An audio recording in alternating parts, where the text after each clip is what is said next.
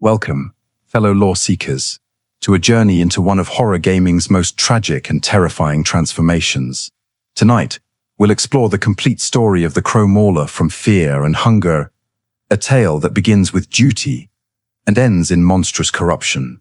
This is a story about a man named Captain Rudimer, who descended into the dungeons of fear and hunger as a soldier tasked with an impossible mission and emerged as something no longer human. The Crow Mauler is not simply a monster to be defeated or an obstacle to overcome. It represents the complete corruption of duty, the transformation of noble purpose into relentless horror, and serves as a warning about the price of contact with forces beyond human comprehension. Over the course of this exploration, we'll trace Rudimer's journey from his initial assignment through his gradual corruption, his final transformation, and his eternal existence as one of gaming's most persistent stalkers. To understand the tragedy of the Crow Mauler, we must first understand the world from which it emerged. The Kingdom of Rondon was a nation forged from the blood and ambition of countless warring tribes and smaller nations, all united under a single banner. This was not a kind world. It was a realm where great libraries housed the wisdom of ages, yet where the most horrific dungeons lay beneath the earth. Rondon had expanded its influence across Europa, occupying holy cities and employing mercenary forces to further their ambitions. By the year 1590, the kingdom found itself beset by multiple catastrophes. Children were vanishing without trace. A mysterious plague swept through the population, claiming lives and spreading terror. Famine gripped the countryside while social order crumbled in the cities. Some would later suspect that these afflictions originated from the ancient catacombs beneath the dungeons themselves, though this connection remains a matter of speculation. Into this chaos stepped Captain Rudimer, accepting what he believed would be a difficult but manageable assignment. The dungeons themselves were no ordinary prison. They had been constructed atop ancient catacombs of unknowable age, serving as Rondon's solution for their most troublesome prisoners. Political dissidents, war criminals, and anyone deemed too dangerous for conventional incarceration found themselves cast into these depths. The prison was designed to be both jail and tomb, a place where enemies of the kingdom would disappear forever into the darkness below. But by the time Rudimer arrived, the kingdom had already begun to lose control of their creation. Dark forces emanated from the ancient foundations, spreading corruption through stone and flesh alike. The darkness that seeped from these depths was not merely the absence of light. It was a malevolent presence that twisted minds and corrupted souls. Captain Rudimer would soon discover that some positions are not appointments but curses, and that the mission he had accepted would demand a price far greater than he could ever have imagined. Before he became the Crow Mauler, Rudimer was simply a career military officer in the army of Rondon. His background suggested competence and dedication to duty.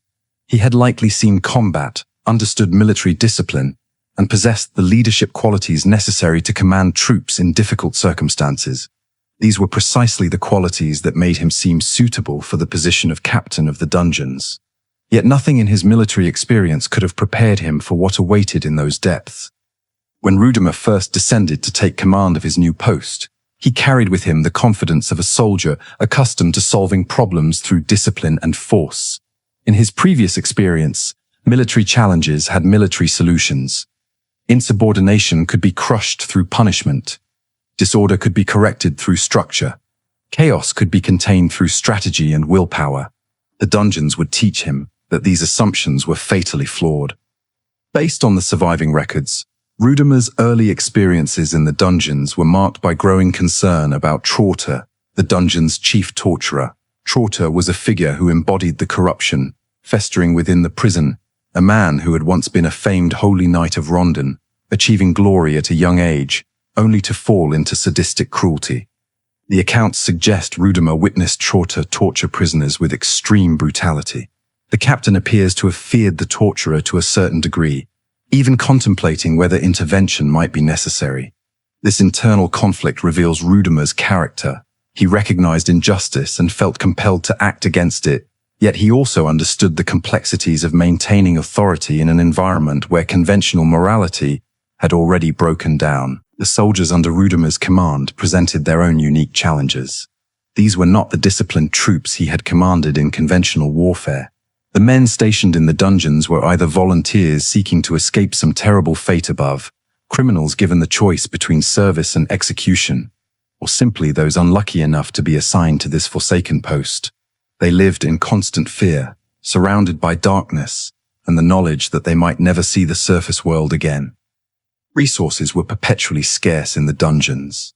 Supply lines from the surface were unreliable, often cut off entirely for weeks at a time. Food spoiled in the damp conditions. Weapons rusted in the humid air. Medicine was virtually non-existent. Rudimer found himself making increasingly desperate decisions just to keep his men alive and functional. The captain who had once considered killing Trotur for his cruelty would soon be making moral compromises that would have horrified his earlier self. From the beginning, Rudimer's diary entries reveal a man struggling against forces beyond his comprehension. The dungeons existed in a state of constant entropy, where normal rules of cause and effect seemed to bend and break. The architecture itself defied understanding, with passages that led to different destinations depending on when they were traversed, chambers that expanded and contracted according to unknowable principles, and corridors that seemed to whisper with the voices of the long dead. The psychological toll of command in such an environment was immense. Rudimer was forced to maintain an appearance of control and competence, even as the situation deteriorated around him. The weight of responsibility for his men's lives, combined with the impossibility of fulfilling that responsibility, created pressure that would have broken most individuals. But Rudimer endured, at least initially, driven by his sense of duty, and perhaps by the hope that conditions might somehow improve. Yet even in these early days, subtle signs of his eventual transformation may have already been present. The dreams had begun vague, unsettling visions that would gradually intensify over the months to come. The patterns that would eventually consume his waking consciousness were already taking root in his sleeping mind. The corruption that would ultimately transform him into the Crow Mauler appears to have been working its influence from the moment he entered the dungeons, though he could not yet recognize it for what it was. By a diary entry dated April 30th, 1590, the tone has shifted dramatically from concern and determination to resignation and despair. It was a mistake to take this position in these dungeons, the writer states. It's next to impossible to keep any kind of order among the troops here. There are powers at play here that we as mere mortals cannot fight against. This acknowledgement represents a fundamental shift in worldview. The military mindset that had sustained Rudimer throughout his career, the belief that problems could be solved through discipline, strategy, and willpower, was crumbling in the face of forces that operated according to completely alien logic. The captain appears to have been beginning to understand that he was not commanding a difficult post, but was trapped in a situation that defied all conventional solutions. The breakdown of order manifested in numerous ways. According to later accounts from other guards, when soldiers died, whether from madness, suicide, or the countless dangers lurking in the depths, their bodies sometimes became food for the survivors. This practice, born of grim necessity rather than official policy, marked another step in the erosion of civilized norms. The records suggest a pragmatic acceptance of this reality when more troops fell daily. The transformation of moral frameworks is evident in how attitudes toward Trotur shifted. The officer who had once contemplated intervention against the torturer's cruelty appears to have later issued orders, allowing cultists to perform their dark rituals. This suggests a growing recognition that some forces within the dungeons could not be opposed through conventional means. The practical necessities of survival had begun to override the moral principles that might have once guided decisions. The physical environment of the dungeons contributed significantly to this deterioration. The constant dampness penetrated everything, causing weapons to rust, food to spoil, and clothing to rot. The oppressive darkness was broken only by torches and lanterns, creating shifting shadows that played tricks on the mind. The sounds of suffering echoed through the corridors, screams of prisoners being tortured, the groans of the dying, the mad laughter of those who had already lost their sanity. The ever-changing layout of the dungeons added another layer of difficulty to Rudimer's impossible task. Passages that had led to specific locations one day would open onto completely different areas the next. This supernatural instability made it nearly impossible to establish secure supply routes or create defensible positions. The men under Rudimer's command found themselves perpetually disoriented, unable to develop the spatial familiarity that soldiers normally rely upon to feel secure in their environment. Shorter's presence represented more than just an individual problem. He embodied the fundamental corruption that had taken root in the dungeons long before Rudimer's arrival. The torturer had once been a holy knight, suggesting that even the most devout and disciplined individuals could be corrupted by prolonged exposure to the darkness below. His fall from grace served as a warning of what might await anyone who spent too long in contact with the ancient powers that ruled the depths. The prisoners themselves presented additional challenges. Many had been incarcerated for political reasons rather than genuine crimes, and some possessed knowledge or abilities that made them extremely dangerous. The dungeons held cultists who worshipped the ancient powers, heretics who had discovered forbidden truths, and individuals whose very presence seemed to attract supernatural attention. Rudimer found himself not just managing criminals, but containing forces he did not understand. The isolation of the dungeons compounded all these problems. Communication with the surface world was limited and unreliable. Orders from above arrived weeks or months late, often describing situations that had long since changed. Resources promised by the kingdom frequently failed to arrive, leaving Rudimer to improvise solutions with whatever materials were available. The captain and his men were effectively abandoned in the depths, left to deal with impossible circumstances using inadequate resources. Perhaps most disturbing was the gradual normalization of horror described in the accounts. Events that would have shocked observers during their first weeks, such as finding prisoners subjected to extreme torture, had reportedly become routine occurrences. Evivortas brivers, satues. There were narrative adoravers had reportedly become routine occurrences. Eroltally fikis hyverwov liafres. Evospres. This emotional numbing served as a defense mechanism, protecting sanity from constant exposure to atrocity, but it also represented a fundamental alteration of character. Those who could view such scenes with indifference were no longer the same people who had first descended into the dungeons months earlier. The corruption affecting Captain Rudimer and everyone else in the dungeons was not random or natural. It emanated from the ancient catacombs upon which the prison had been built. These structures predated the Kingdom of Rondon and possibly human civilization itself, representing remnants of ages when different powers ruled the earth. The decision to construct a prison atop such foundations was a catastrophic mistake born of ignorance and arrogance. The catacombs were connected to Mahabra, the ancient city of the gods, where reality operated according to principles fundamentally different from those of the surface world. In Mahabra, time and space behaved in ways that defied human understanding. Entities that dwelt there existed on scales, and according to logic that mortal minds were not equipped to comprehend. The proximity of the dungeons to this otherworldly realm meant that anyone who spent time in the underground complex was exposed to influences that could reshape them in unpredictable ways. Among the ancient powers that influenced the dungeons was the god of the depths, a vast entity, whose body had become part of the very structure of the deeper levels. This being embodied revulsion and inescapable darkness, worshipped by forgotten creatures and outcasts, who dwelt in perpetual shadow. The god of the depths was responsible for the ever-changing layout of the dungeons, reshaping passages and chambers to challenge and torment new visitors according to its own inscrutable purposes. The influence of the god of the depths crept upward through stone and soil, affecting everything it touched with madness and corruption. Guards and prisoners alike found themselves subjected to a slow but inexorable process of transformation. Some lost their sanity quickly, descending into gibbering madness or catatonic terror. Others, like Rudimer, maintained their rationality longer, but found their fundamental nature gradually altered by prolonged exposure to the darkness. The corruption was not merely psychological. It was a process that affected mind, body, and soul simultaneously. Those who spent too long in the depths began to change in fundamental ways. Their thoughts became alien to themselves, following patterns of logic that bore no relationship to human reasoning. Their bodies developed strange growths and mutations, adapting to the hostile environment in ways that stripped away their humanity.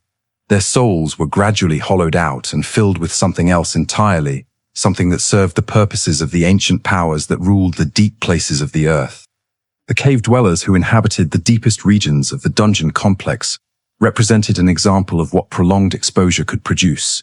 These creatures had long ago ceased to be recognizably human, their bodies and minds transformed through generations of living in the darkness. They had developed their own crude civilization in the spaces between the physical world and the realm of the old gods, worshipping the god of the depths with fervent devotion and carrying out rituals that served purposes no surface dweller could comprehend. The presence of cultists within the dungeon population accelerated the spread of corruption. These individuals had deliberately sought out contact with the ancient powers, conducting rituals and ceremonies designed to attract the attention of entities that most humans instinctively avoided. Their activities created focal points of supernatural influence, areas where the boundary between the normal world and the realm of the old gods became dangerously thin. Rudimer's decision to allow these rituals to continue, born of pragmatic necessity, effectively surrendered any hope of containing the corruption within the dungeons. The darkness that seeped from the ancient foundations was not simply the absence of light, but was itself a form of presence, a tangible manifestation of forces that existed beyond the normal boundaries of reality. This darkness could not be dispelled by ordinary torches or lanterns. It pressed in from all sides, creating a claustrophobic atmosphere that weighed on the mind and spirit.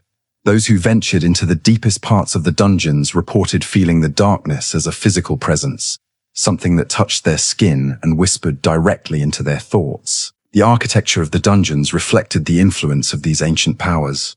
The passages and chambers were not simply excavated or constructed, but seemed to have grown organically, following patterns that suggested inhuman intelligence and purposes.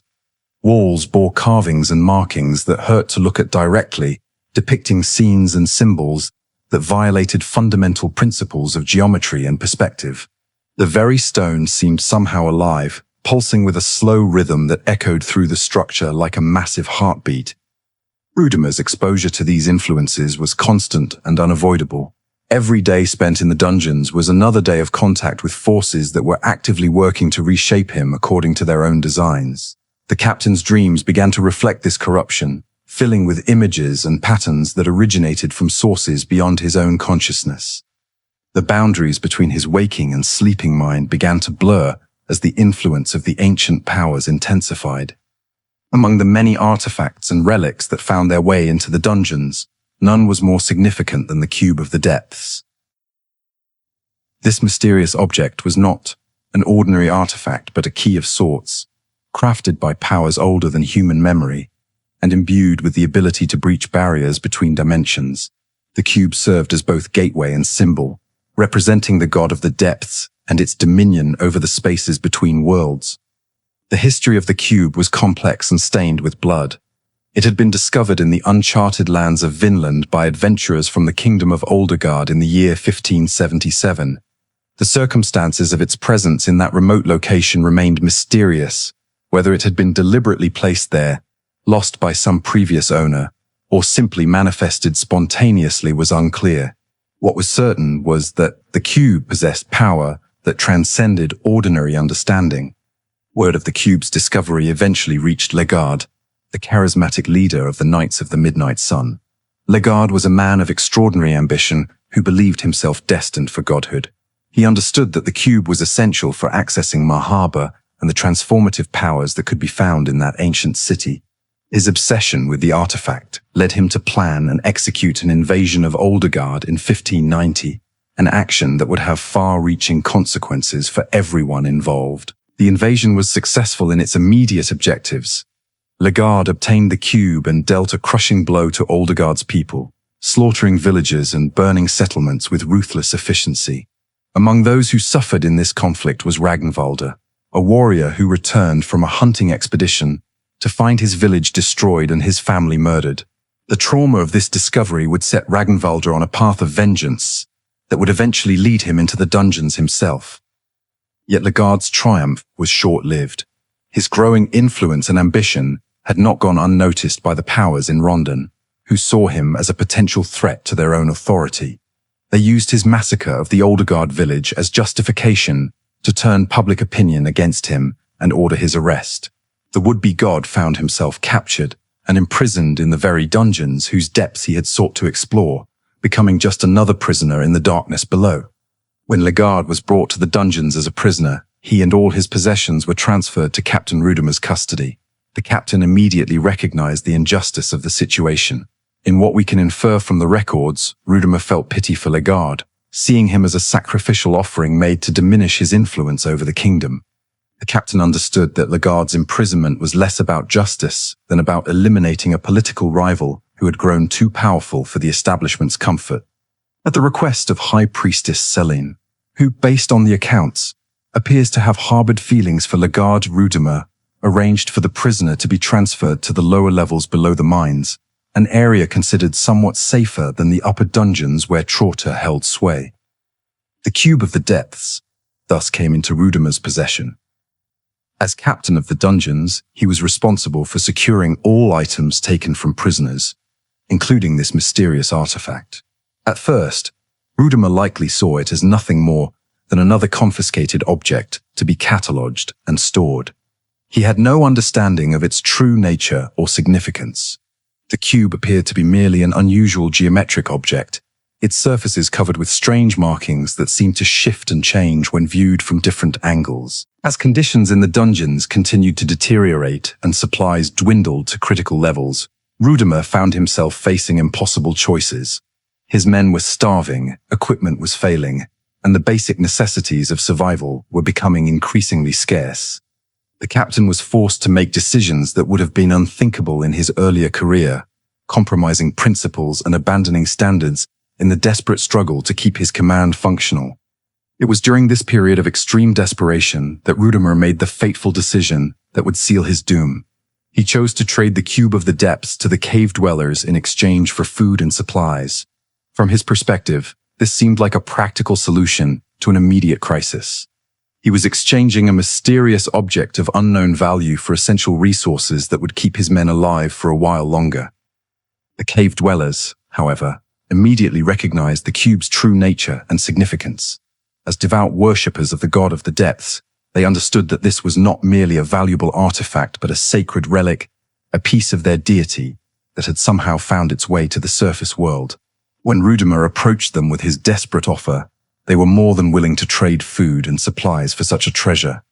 They placed the cube on a crude altar beside the dormant body of their god, treating it with the reverence due to a holy object. For Rudimer, the trade seemed successful. He had solved an immediate problem and obtained resources his men desperately needed. He had no way of knowing that he had just given away one of the most powerful artifacts in existence, an item that could grant access to realms beyond human understanding. More importantly, he could not have foreseen that this act would mark the beginning of his final descent into madness and transformation. The cube had been in his possession, exposing him to its influence, and its loss would create a void that other forces would rush to fill. The loss of the Cube of the Depths marked a turning point in Captain Rudimer's psychological deterioration. By August 5, 1590, his third diary entry reveals a man haunted by visions and tormented by dreams that blurred the line between sleeping and waking consciousness. "I've had feverish dreams for the longest time now," Rudimer writes. "In the dreams, the patterns on the walls, the cause of the crows, the swirling clouds, they haunt even my waking hours." The patterns Rudimer describes in his diary defied conventional description. He writes of seeing geometric designs that shifted and changed like flames reaching toward a night sky, beautiful and terrifying in their alien complexity. When he attempted to draw these patterns or describe them to scholars, he found himself unable to do so. The very act of trying to capture them on paper caused them to slip away from his consciousness. This inability to reproduce what he witnessed suggests he was being exposed to forms of knowledge or imagery that existed beyond normal human perception. The crows that cawed in his dreams carried particular significance, given what Rudimer would eventually become. No actual crows lived in the depths of the dungeons, Yet their calls echoed constantly through his sleeping and, increasingly, his waking hours. The sound became a persistent background to his consciousness, suggesting what might have been prophetic visions of his coming transformation. These crows were not merely random dream imagery, but could be interpreted as harbingers of the change that was already underway. "I haven't had a moment of tranquility in months," Rudimer confesses in his diary. "It almost feels like the dreams become wilder as the madness in these dungeons grows ever more stronger. I don't know which is the result of which. Did the dreams come before the madness, or are the dreams results of the ever-ensuing chaos?" This question tormented him because both possibilities were equally horrifying. If the dreams had come first, it suggested he was somehow responsible for the corruption spreading through the dungeons.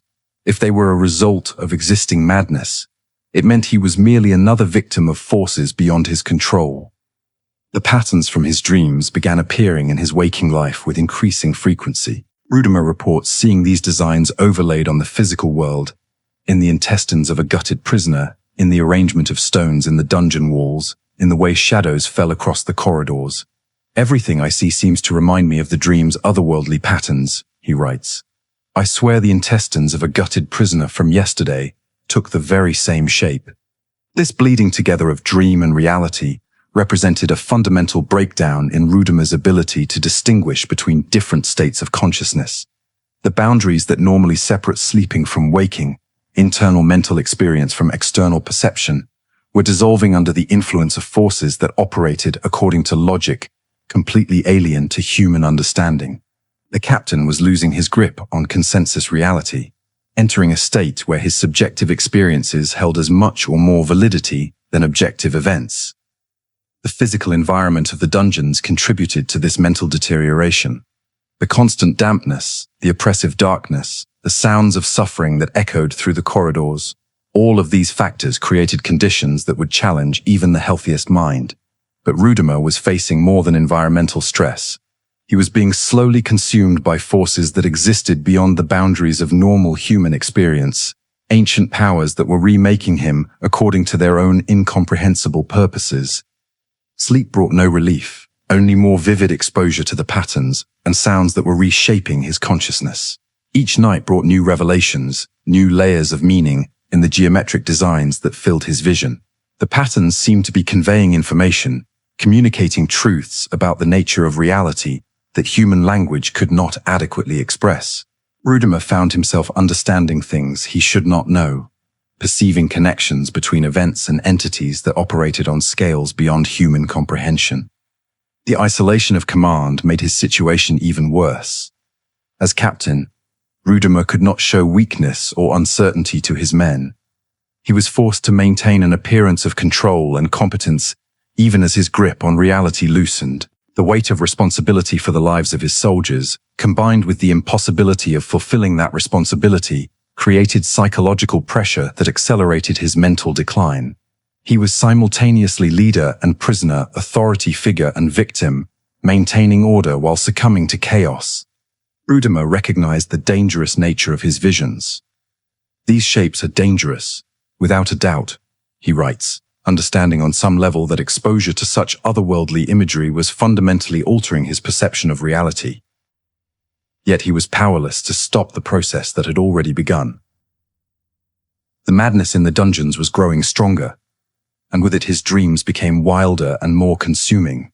The captain found himself caught in a terrible downward spiral, each day bringing him closer to the transformation that would strip away the last remnants of his humanity.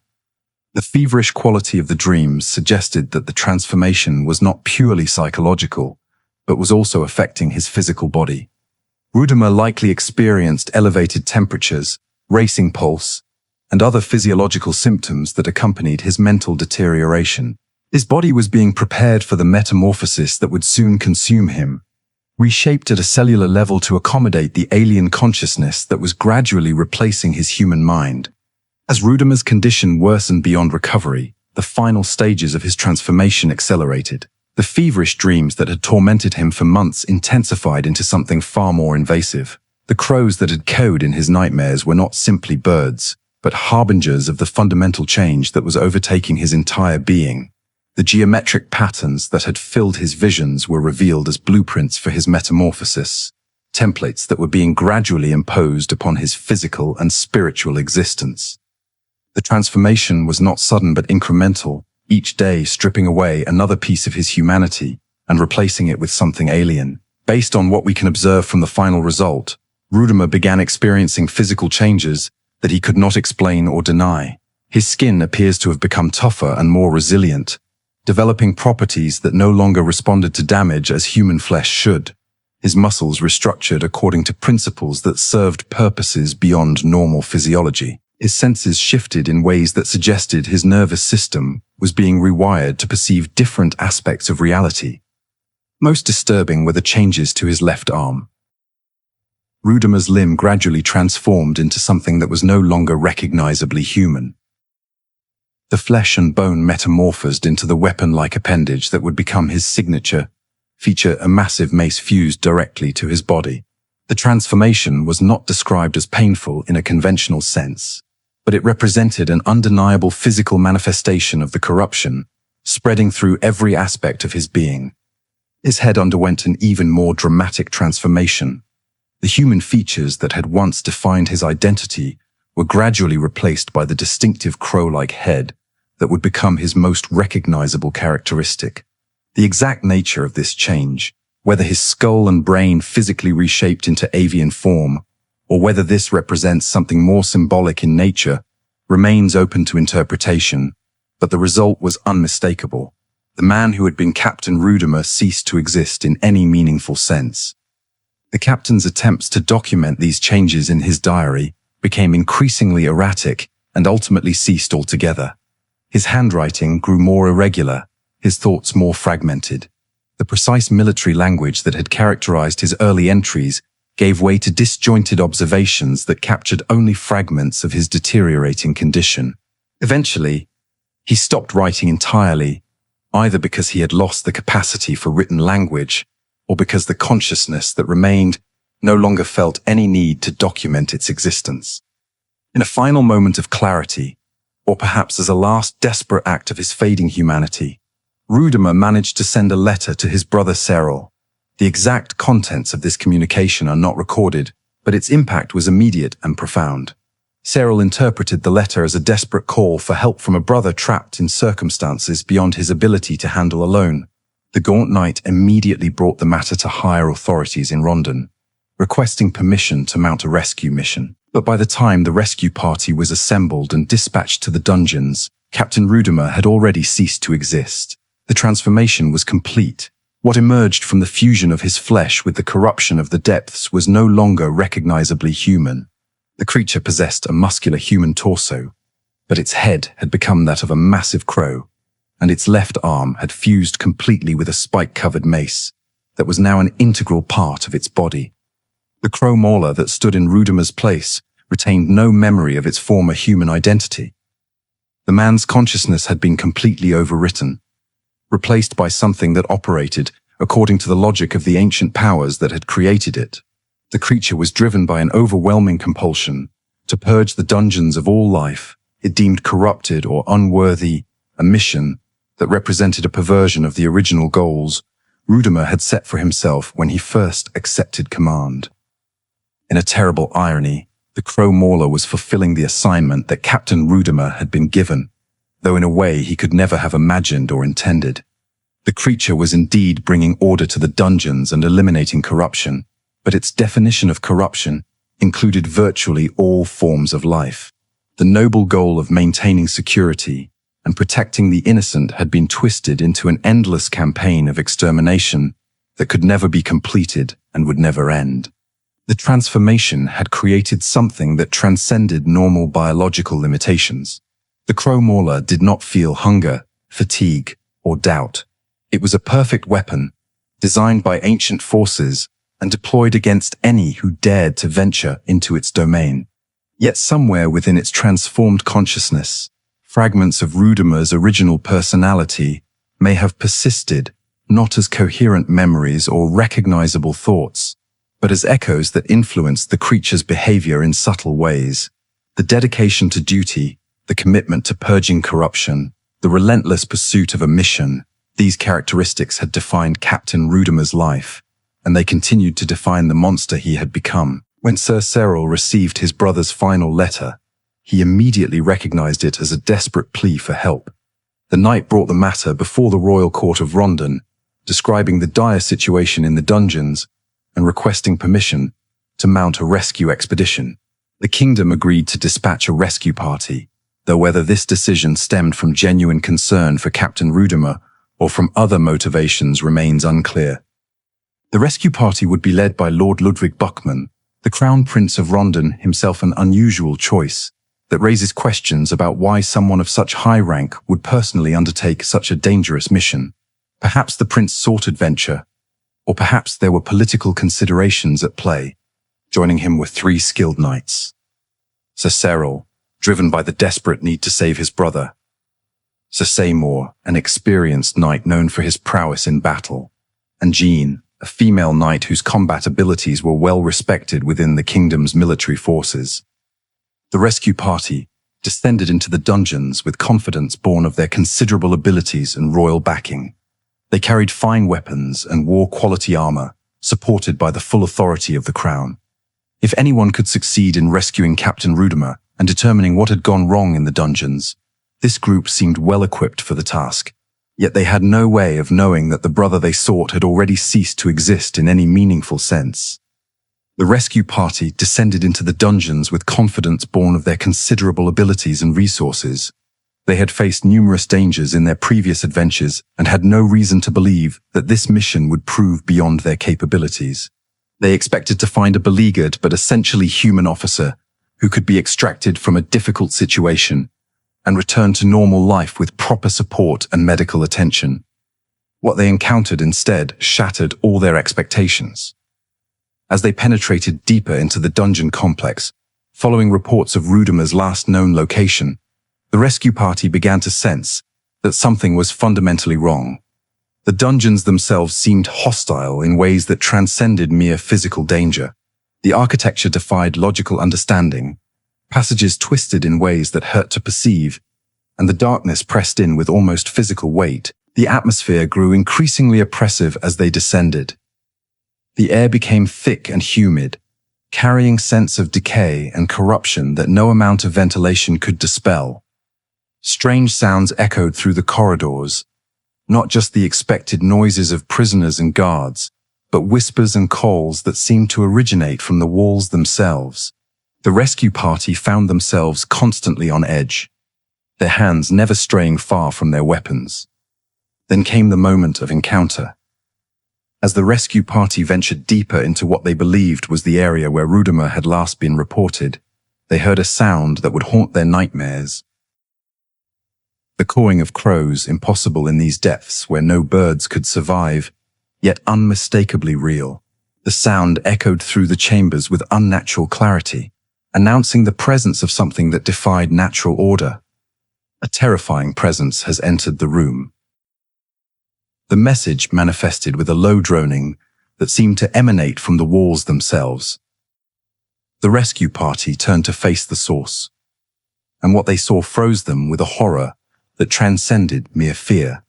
The creature before them possessed a muscular human torso, but its head was that of a massive crow with eyes that burned with alien intelligence. Its left arm had been transformed into a grotesque mace-like appendage, covered in spikes and fused directly to its body. The monster moved with fluid grace that suggested retained military training combined with supernatural enhancement. Ser Seril stared at the creature, trying to find any trace of his brother in those alien features. He called out Rudimer's name, hoping for some spark of recognition, some sign that the man he had come to rescue still existed within this monstrous form. The Crow Mauler's response was immediate and brutal. It attacked without hesitation or mercy, seeing only intruders in its domain that needed to be purged. The battle that followed was chaotic and desperate. The rescue party fought with all their considerable skill and experience, but they were unprepared for an opponent that combined human intelligence with supernatural abilities. The Crow Mauler's enhanced speed and strength allowed it to close distance in moments, the massive mace swinging in devastating arcs that could shatter shields and pulverize armor. Lord Buckman, despite his royal status and considerable resources, discovered that privilege and position meant nothing in the depths of the dungeons. The Crown Prince fought alongside his companions with genuine courage, but he was fundamentally unprepared for combat against something that should not exist. His training had prepared him for battles against human opponents who followed predictable patterns and possessed understandable motivations. The Crow Mauler was neither predictable nor understandable. Das, whose combat prowess was legendary, recognized almost immediately that they were facing something beyond their ability to defeat through conventional means.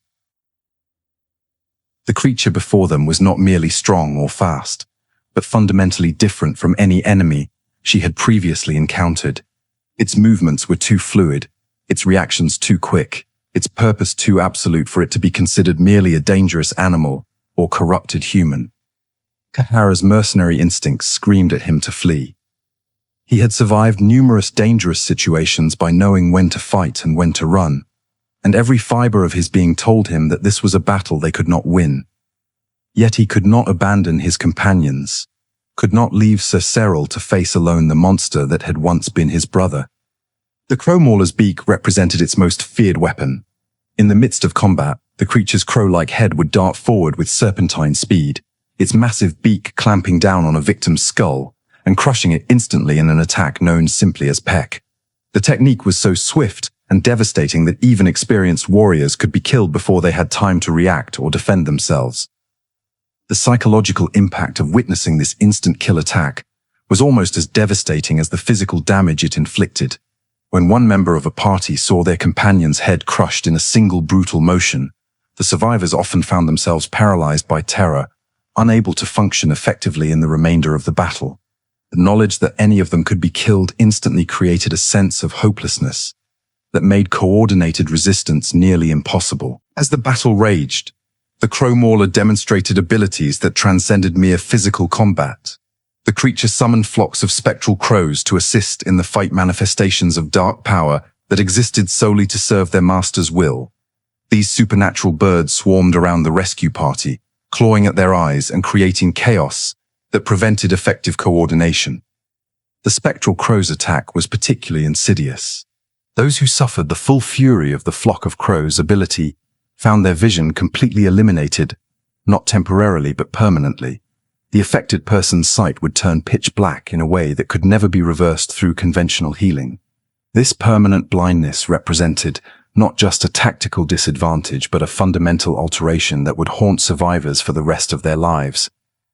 Ser Seril fought with desperation born of grief and guilt. He had come to save his brother but had arrived too late. The man he sought to rescue no longer existed. Every blow struck against the Crow Mauler must have felt like an attack on Rudimer's memory, yet survival demanded he fight with everything he had. The knight found himself trapped between duty and family loyalty, forced to battle the monster wearing his brother's flesh. The rescue party was forced to retreat, abandoning their original mission in favor of simple survival. They had come to save Captain Rudimer, but found only a creature that embodied the very corruption they had hoped to eliminate. The encounter scattered them throughout the dungeon's treacherous passages. Lord Buckman found himself separated from his companions, struggling to survive in corridors that seemed to shift according to no logical pattern. The Crown Prince, accustomed to the certainties of palace life, was forced to confront the harsh reality that royal blood offered no protection in these depths. Ser Seril, devastated by the loss of his brother and the failure of their mission, would later descend too deep into the ancient city of Marbre. The trauma of what he had witnessed seeing Rudimer transformed into an unrecognizable monster would eventually cause him to lose himself, becoming the being known as the Gaunt Knight. He carried the burden of that encounter, forever changed by having been forced to fight against the thing that wore his brother's flesh. Jean's fate was equally grim. She delved too deep into the dungeons and was eventually captured, badly beaten and mutilated before being left at the mercy of other horrors within Marbre. Ser Seymour would survive to regroup with Buckman, but the entire party's mission ended in failure. They would eventually leave the dungeons, acknowledging they could not accomplish what they had set out to do. In a letter left behind, Buckman would request that should anyone encounter Captain Rudimer or whatever remained of him, They put the creature out of its misery and spare whatever honor the captain had left. In the aftermath of the rescue party's defeat, the Crow Mauler established itself as the undisputed apex predator of the dungeon's upper levels. The creature moved through its domain with purpose and intelligence, patrolling passages and chambers according to patterns that only it understood. Unlike the random monsters that infested other areas of the dungeons, the Crow Mauler was methodical in its approach to purification, systematically eliminating any life that dared to enter its territory. The creature's preferred hunting ground centered around the crow bed, a simple sleeping place, located near a statue of a woman with a crow. This location held symbolic significance that went beyond its practical utility. The bed represented both sanctuary and trap for desperate dungeon explorers, offering the promise of rest while concealing the danger that waited nearby. The Crow Mauler seemed to understand the psychological need for safety that drove exhausted adventurers to seek out such resting places, and it used this knowledge to position itself for maximum effectiveness. The bed itself carried an aura of menace that warned sensitive individuals of the danger lurking in the vicinity. Those who slept there for the first time might experience the sensation of being watched, an uncomfortable awareness that something was observing them from the shadows. This feeling would intensify with each subsequent rest until the very act of lying down became an exercise in terror.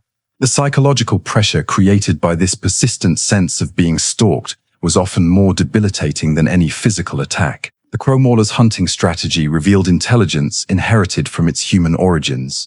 Rather than simply attacking any target that presented itself, the creature employed patience and cunning to maximize the fear and suffering of its victims.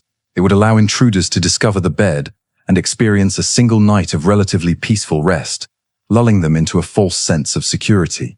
Only when they returned for a second time would the creature reveal itself, emerging from the shadows to confront them with their impending doom. The psychological effect of this strategy was devastating. Victims who encountered the Crow Mauler were not simply surprised but horrified. Their expectations of safety were transformed into the realization that they had walked willingly into a carefully prepared trap. The creature's appearance at their bedside when they were at their most vulnerable created a sense of helplessness and despair that went beyond mere physical danger. The distinctive announcement that preceded the Crow Mauler's attacks became legendary among dungeon survivors. A terrifying presence has entered the room. This message was accompanied by an eerie sound effect that seemed to emanate from the very walls, a low droning that spoke of ancient malevolence and impending doom. The sound was designed to inspire fear and despair, warning potential victims that their sanctuary had been violated and their safety was at an end. The creature's territory extended throughout the upper levels of the dungeons, including the mines, the thicket, and the passages leading to the deeper catacombs. The Crow Mauler could appear at any exit or entrance, materializing from the shadows with supernatural silence before announcing its presence. This omnipresence created the impression that the entire dungeon complex was under the creature's surveillance, that no movement or action escaped its notice. The Crow Mauler's mobility within its domain was supernatural in nature.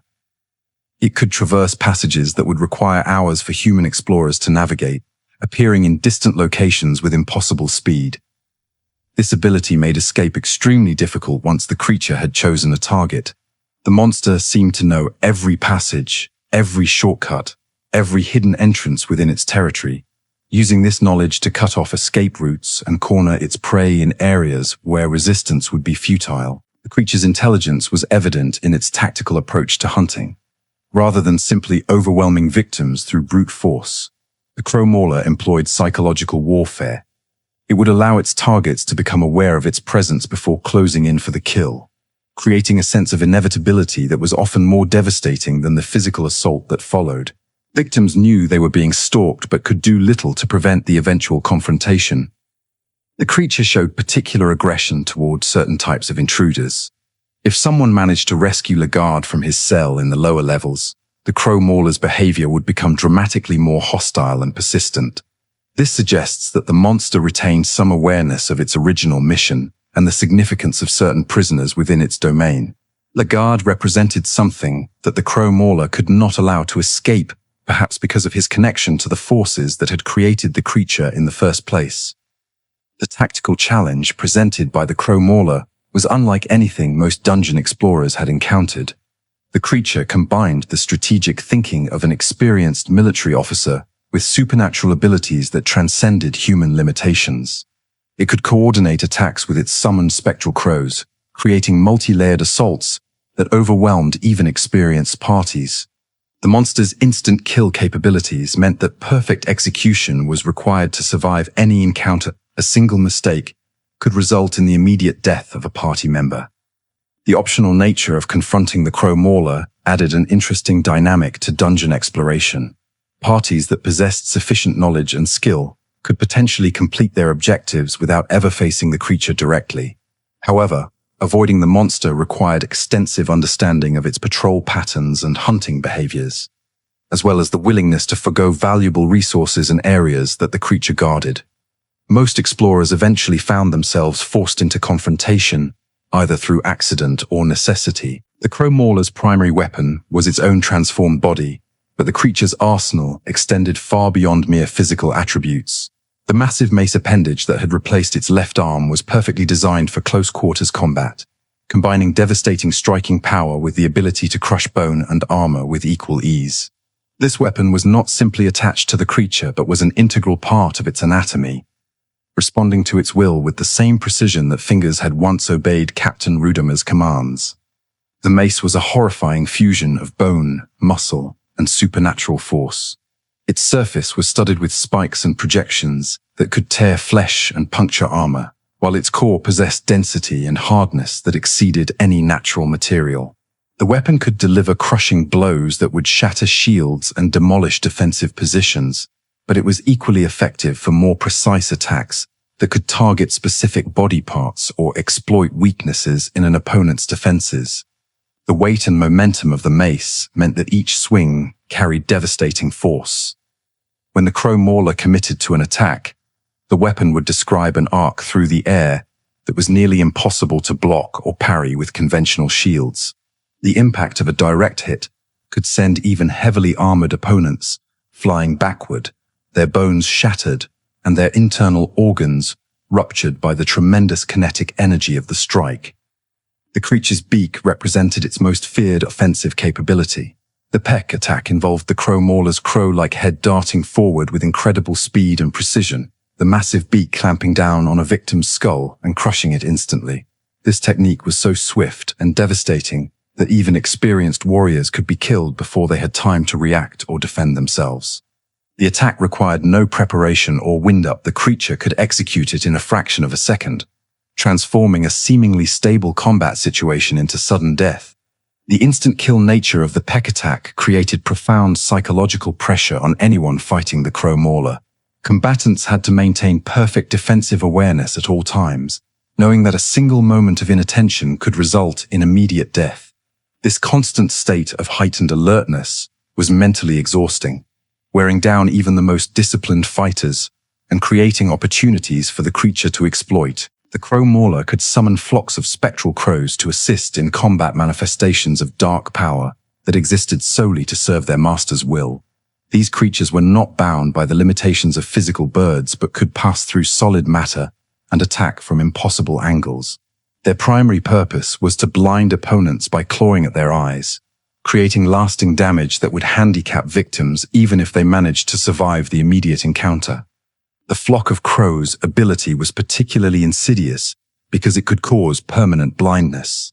Victims who suffered this fate would find their vision completely eliminated, their perception turning pitch black in a way that could never be reversed through conventional healing. This was not merely a temporary incapacitation, but a fundamental alteration of their sensory capabilities.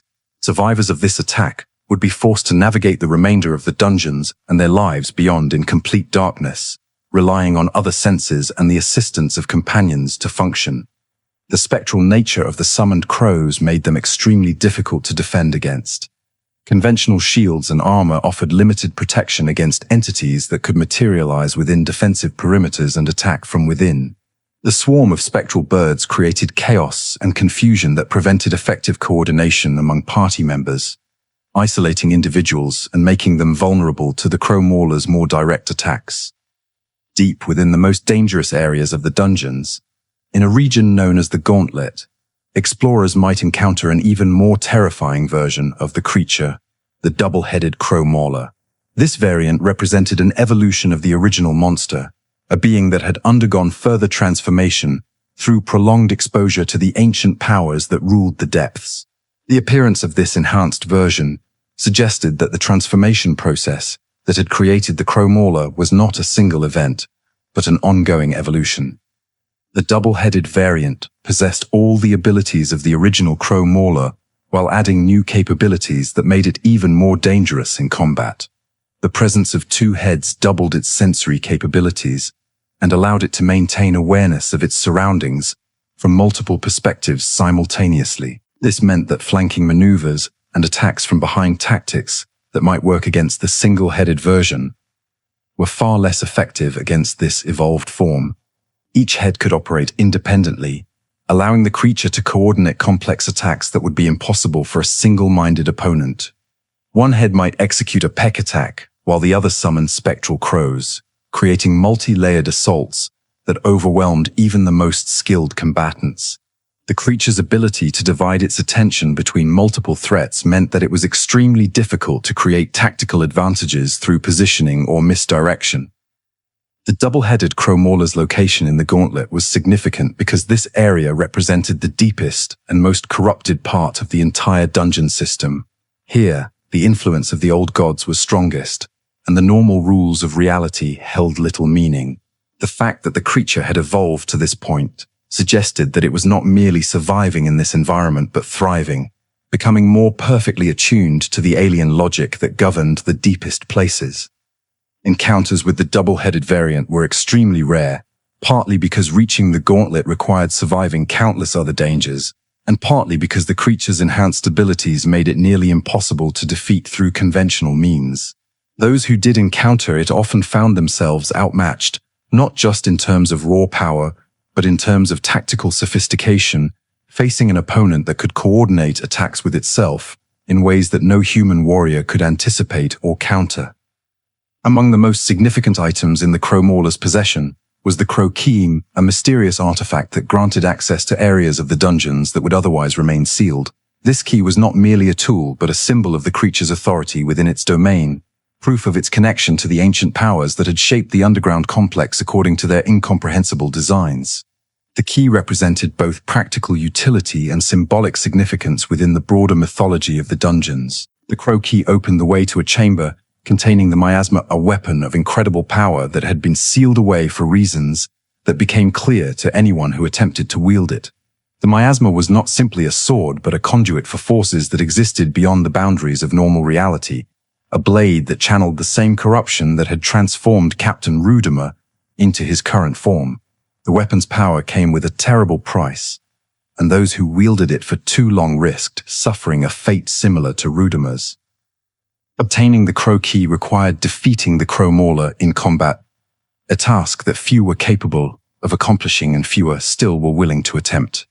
The creature guarded this artifact jealously, understanding on some level that it represented an important part of its identity and purpose. The key was not simply carried by the monster, but was integrated into its very being, accessible only to those who could overcome the creature's formidable defenses. The chamber that housed the miasma was itself a testament to the power of the forces that ruled the depths. The weapon lay in a space that seemed to exist outside normal geometry, where shadows moved independently of any light source, and the air itself carried whispers of ancient malevolence. This was not merely a storage room, but a shrine, a place where the influence of the old gods was concentrated and focused. The miasma itself was a blade of impossible beauty and terrible purpose. Its metal seemed to shift and flow like liquid mercury, while its edge remained sharp enough to cut through the fabric of reality itself. The weapon was imbued with the same corruption that had created the Crow Mauler, making it both incredibly powerful and extremely dangerous to anyone who attempted to wield it. The sword granted its bearer enhanced combat capabilities, but at the cost of gradual corruption that could eventually transform them into something no longer human. Those who managed to claim the miasma often found that the weapon came with a price that went beyond the difficulty of obtaining it. The blade seemed to have a will of its own, influencing the thoughts and actions of its wielder in subtle but persistent ways. Extended use of the weapon could lead to the same kind of transformation that had created the Crow Mauler, gradually corrupting the user until they became something other than human. This insidious influence made the miasma one of the most dangerous artifacts in the entire dungeon complex. The connection between the Crow Key, the miasma, and the Crow Mauler itself suggested a deeper relationship between these elements than simple coincidence.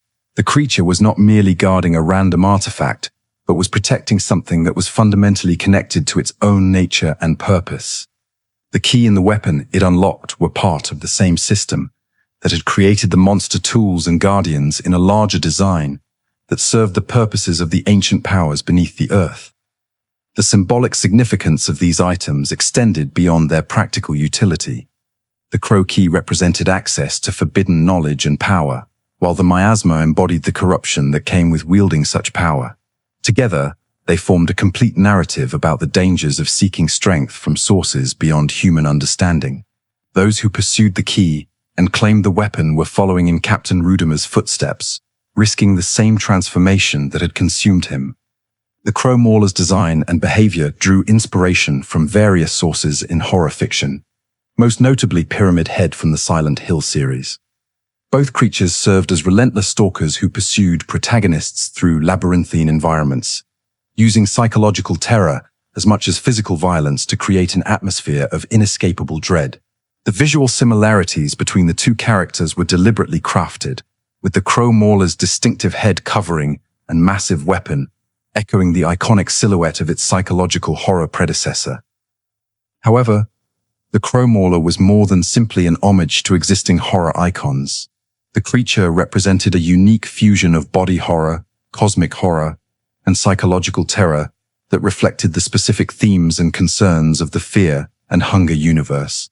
Where Pyramid Head represented the manifestation of guilt and self-punishment, the Crow Mauler embodied the corruption of duty and the transformation of noble purpose into monstrous compulsion. The crow's symbolism that gave the creature its name carried multiple layers of meaning within the context of fear and hunger mythology. Crows were traditionally associated with death, prophecy, and the boundary between the world of the living and the realm of the dead. In many cultures, these birds served as messengers of the gods or harbingers of significant change roles that resonated with the Crow Mauler's function as an agent of the ancient powers that ruled the depths. The transformation of a human head into that of a crow also represented the corruption of human perception and judgment. Captain Rudimer's human eyes and brain, which had once allowed him to perceive reality in recognizably human terms, had been replaced with organs that operated according to the logic of the old gods. The creature saw the world through inhuman senses, interpreting events and making decisions according to principles that no human mind could fully comprehend. The mechanical nature of the creature's behavior, its relentless pursuit of purification regardless of the cost in human life, reflected themes of dehumanization and the corruption of institutional authority. The Crow Mauler had once been a representative of organized society, a man charged with maintaining order and protecting the innocent. Its transformation into a monster that served only the purposes of ancient malevolence represented the ultimate failure of human systems when confronted with forces beyond their understanding or control. The creature's immortal nature and its persistence across centuries also spoke to themes of eternal punishment and the inescapable consequences of contact with powers beyond human comprehension. The Crow Mauler was condemned to continue its mission of purification forever, trapped in a cycle of violence that could never be completed and would never end. This represented a form of hell that was perhaps more terrible than simple destruction, an existence that preserved consciousness, while stripping away everything that made that consciousness recognizably human. From a game design perspective, the Crow Mauler represented a significant achievement in indie game development. Creator Miro Havranen managed to create a creature that was both mechanically challenging and emotionally resonant, combining gameplay innovation with narrative depth in ways that were rare in the horror gaming genre. The creature's AI behavior was sophisticated for an independent production, demonstrating complex patterns of stalking and pursuit that created genuine tension and unpredictability. The visual design of the creature was equally impressive, combining disturbing body horror elements with iconic imagery that made the monster instantly recognizable and memorable. The fusion of human and avian characteristics was handled with skill and restraint, creating a design that was unsettling without being gratuitously grotesque. The integration of the Crow Mauler into the game's broader systems was seamless, with the creature's presence affecting multiple aspects of gameplay beyond simple combat encounters. The sound design associated with the Crow Mauler was particularly effective. The creature's announcement and accompanying audio created an immediate sense of dread and tension. The use of audio cues to signal the monster's presence was a masterful example of how sound could be used to create atmosphere and emotional impact in gaming. The distinctive droning sound that accompanied the terrifying presence message became instantly recognizable and triggered immediate fear responses in players. The lasting technical influence of the Crow Mauler could be seen in subsequent indie horror games that attempted to recreate its combination of stalker mechanics and psychological terror. The creature had established a new standard for what could be achieved with limited resources and creative vision, inspiring other developers to explore similar approaches to horror game design. The monster proved that effective horror did not require cutting-edge graphics or expensive production values, but could be achieved through careful attention to atmosphere, pacing, and psychological impact. The fan community embraced the Crow Mauler as a symbol of fear and hunger's commitment to exploring uncomfortable themes and challenging player expectations. The creature's tragic backstory inspired extensive analysis and discussion about the nature of transformation, corruption, and the price of contact with cosmic horror. Fan art depicting the Crow Mauler became increasingly common, with artists drawn to the creature's distinctive design and the challenge of recreating its horrifying appearance. The creature's appearance in Fear and Hunger 2, Tamina, more than 300 years after its creation, provided additional evidence of its supernatural persistence. In 1942, during an expedition led by Hadil Asif into the ancient dungeons, the scholar Osa encountered the former captain under mysterious circumstances. The Crow Mauler was found inexplicably imprisoned within a cell, whether it had been deliberately contained by some unknown force, or had simply become trapped through the ever-changing nature of the dungeon's architecture remains unclear. If Osa successfully evaded the creature and proceeded across a nearby bridge, the structure would collapse under the Crow Mauler's weight. While this ordeal could imply the creature's destruction, given its supernatural nature and demonstrated ability to survive for centuries, whether this truly represented an end to its existence remains unconfirmed. The Crow Mauler had already proven itself capable of enduring far beyond the normal lifespan of any mortal creature, sustained by forces that transcended biological limitations. And so we reach the end of our comprehensive exploration of the Crow Mauler, one of horror gaming's most tragic and terrifying transformations.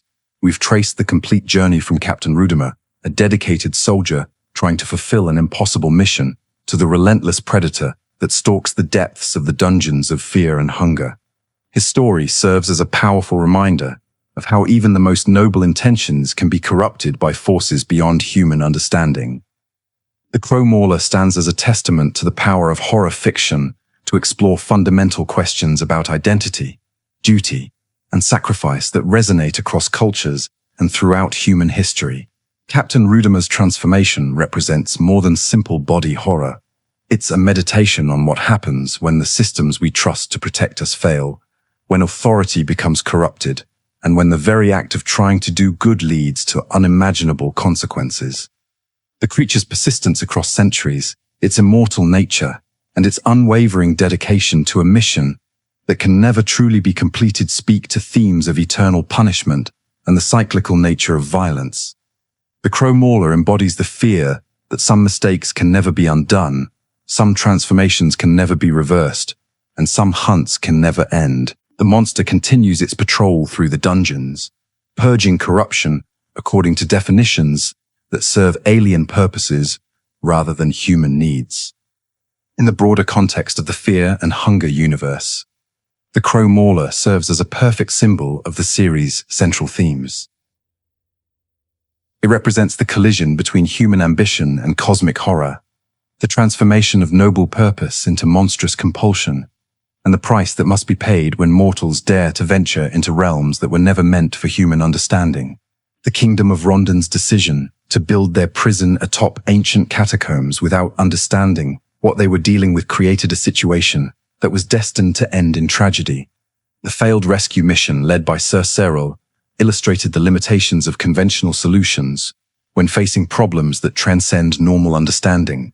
The finest warriors and nobles of Rondon were powerless against a creature that operated according to logic they could not comprehend. Their defeat demonstrated that some threats cannot be overcome through superior equipment, better training, or greater determination. Some problems exist on a level that makes traditional heroism irrelevant.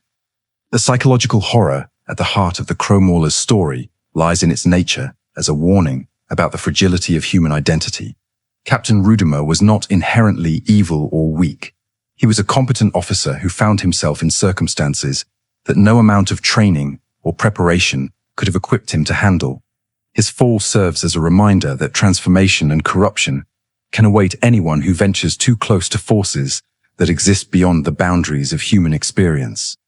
The creature's role as guardian of forbidden knowledge adds another layer to its significance. The Crow Mauler protects artifacts and areas that contain powers which come with prices too terrible for most to pay. In this sense, the monster performs a service to humanity, preventing casual contact with forces that could bring about transformations far worse than its own existence. The creature's victims might curse it as they die, but it may be saving them from fates more terrible than death. The appearance of the Crow Mauler in Fear and Hunger 2, Tamina, more than 300 years after its creation, raises profound questions about the nature of its existence. The encounter with Osa, which ended with the collapse of a bridge beneath the creature's weight, seemed to suggest the monster's destruction. Yet given its supernatural nature and demonstrated ability to survive impossible circumstances, whether this truly represented an end to its existence remains uncertain. The lasting impact of the Crow Mauler on horror gaming culture has been profound and far-reaching. The creature established new standards for how stalker mechanics could create persistent tension, how tragic backstories could add depth to monsters, and how indie developers could create memorable experiences that rival or exceed those produced by major studios. The monster proved that creativity and vision were more important than budget and resources. The philosophical implications of the Crow Mauler's story extend beyond gaming into broader questions about identity, transformation, and the nature of duty. The creature represents what happens when dedication to mission becomes separated from the human context that originally gave that mission meaning. Rudimer's transformation stripped away his humanity while preserving his commitment to purging corruption, creating a monster that continued to serve while no longer understanding what it served or why. The tragic irony of the Crow Mauler's existence is that it fulfills the mission Rudimer was originally assigned, though in a way he could never have imagined or intended. The creature brings order to the dungeons by eliminating all life within its domain. It purges corruption by destroying anything it encounters. The noble goals of maintaining security and protecting the innocent have been perverted into an endless campaign of extermination that serves no recognizable good. For those who dare to enter the dungeons of fear and hunger, the Crow Mauler remains an ever-present threat. The creature's hunting grounds encompass the upper levels of the complex, including critical passages that adventurers must navigate to reach their objectives. The distinctive announcement, "A terrifying presence has entered the room," continues to strike fear into the hearts of explorers, warning them that they have attracted the attention of one of the dungeon's most dangerous inhabitants. The tactical challenge presented by the Crow Mauler forces players to make difficult decisions about risk and reward. The creature guards valuable resources and areas, but confronting it risks instant death or permanent blindness.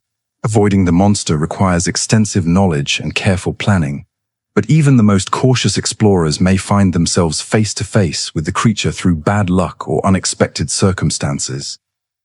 The Crow Mauler's story reminds us that horror is most effective when it explores themes that resonate on multiple levels. The creature is frightening as a game mechanic, compelling as a tragic character, and meaningful as a symbol of larger philosophical concepts.